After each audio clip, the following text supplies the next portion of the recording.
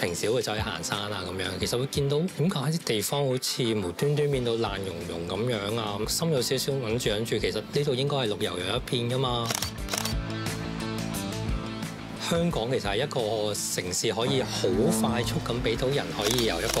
好市區嘅地方去到一個好郊區，可以大家好舒服休息一下嘅地方。所以當見到呢啲嘅時候，會覺得唔應該係咁樣發展嘅喎件事。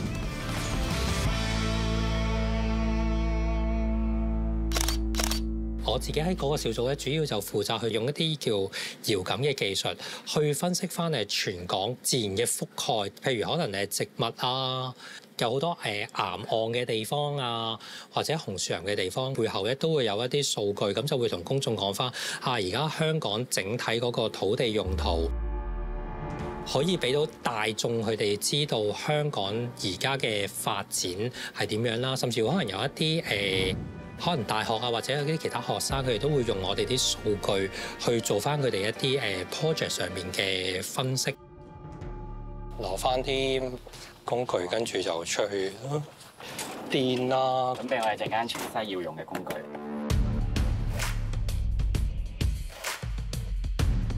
我而家自己就喺規劃署嘅中央執行管制及檢控做工作嘅。我自己呢個組別咧，就主要負責一啲執管嘅工作啦。咁執管嘅意思就係會出嚟場地嗰度巡查翻懷疑嘅違例發展或者一啲違例嘅發展，進行翻一啲執管嘅工作嘅。咁咧，我哋其實每次出嚟之前咧，都會喺寫字樓嗰度睇一睇個場地嘅背景嘅。呢啲係 part of the process，確認佢嗰個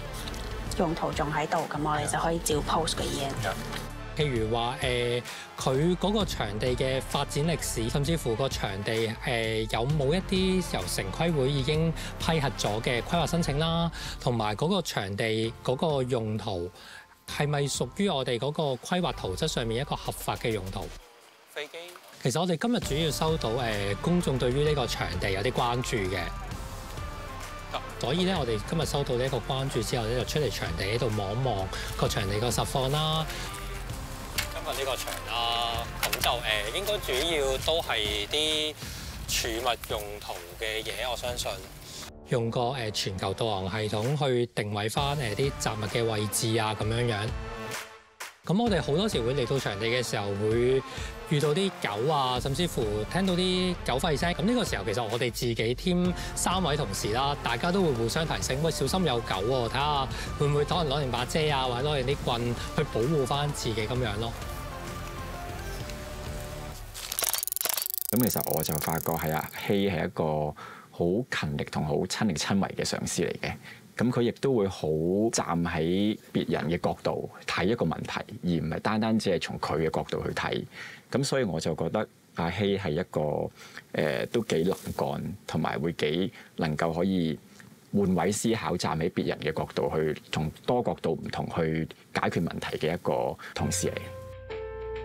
其實我哋都會定期同埋不定期咁樣巡查唔同嘅區域嘅。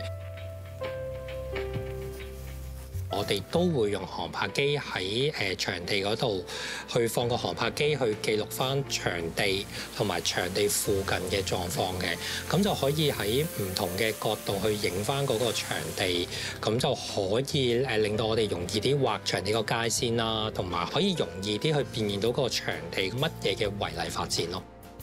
都其實冇諗過會原來自己嘅工作啦，會係對於社會有貢獻，尤其是初初入行嘅時候，可能覺得都係可能做份工嘅啫。咁但係做落嘅時候就會覺得唔係喎，自己真係付出咗嘅努力，原來都可以令到環境可以恢復翻嘅。其實都會覺得幾好喎咁樣。其實公務員作為政府一個齒輪啦，我哋用翻一個不偏不倚嘅精神。咁我相信我哋只要以呢個原則嘅話咧，我哋可以協助到香港成為一個可持續發展嘅城市，同埋一個具競爭力嘅大城市嘅。